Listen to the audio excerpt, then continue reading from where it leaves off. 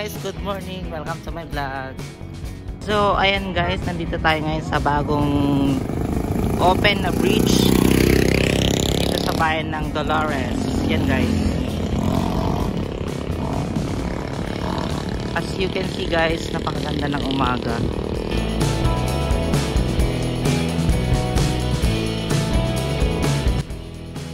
Yan guys. Walking lang tayo. Hindi natin dinala ang ating motor para mas maganda na makita natin ang view. Newly open lang to guys, nung isang araw lang to na blessingan.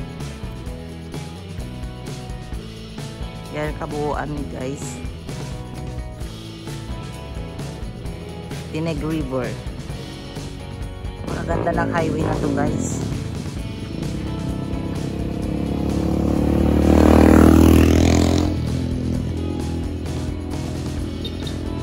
Napakasarap mag-jogging dito sa tuwing umaga.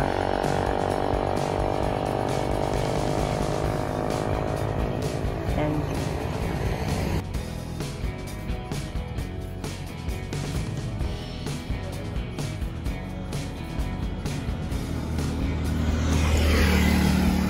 so for today's video guys, lakad-lakad lang po tayo. Napakahaba din ng bridge na ito. At napaka-modern ang kanyang design. Ganyan yung itsura sa baba guys. Oops.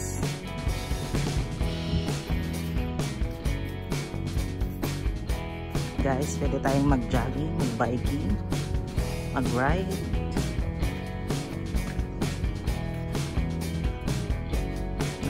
Napaka-fresh ng air. O diba social?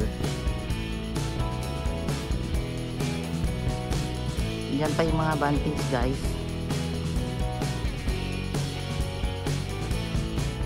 Napakaganda dito pag gabi guys. Kasi sobrang liwanag. Gawan ng mga solar street lights.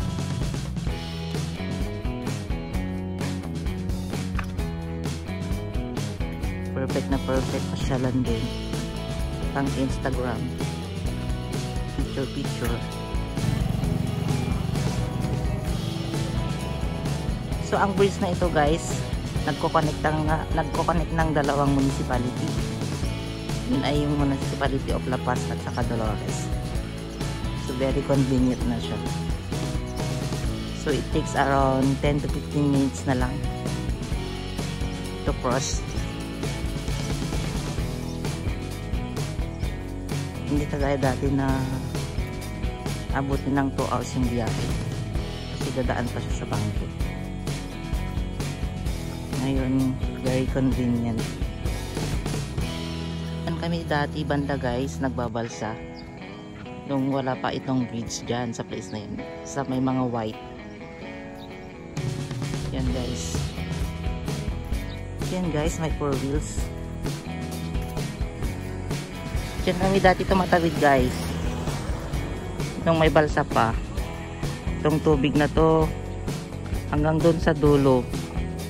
Usually pag rainy season, ano ito, malaking tubig. Yan guys, pwede rin mag-picnic sa baba. Diyan kami dati nag-picnic. Dami na rin mga kubo-kubo.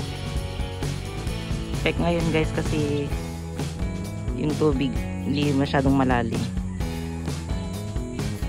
Crystal clear water from Tineg Abra. Yan guys.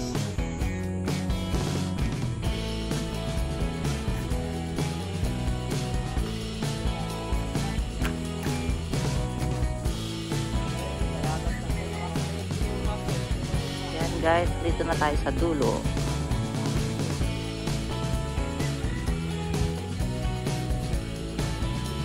Napakaganda. Perfect. And guys, Legacy Bridge, March 20 to 2024. Opening.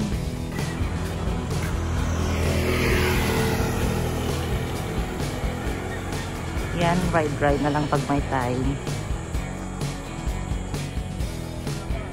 Bye.